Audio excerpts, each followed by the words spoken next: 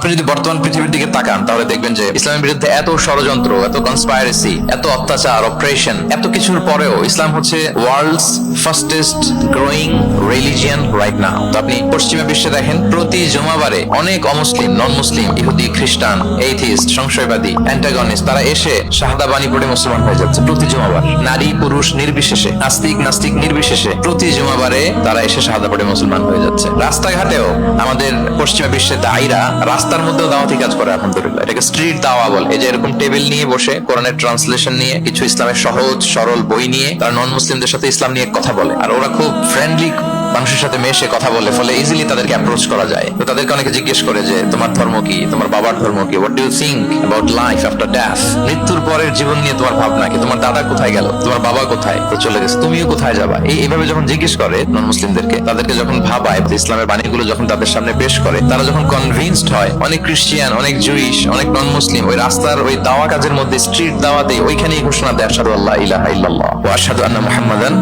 আবদুহু ওয়া রাসূলুহু।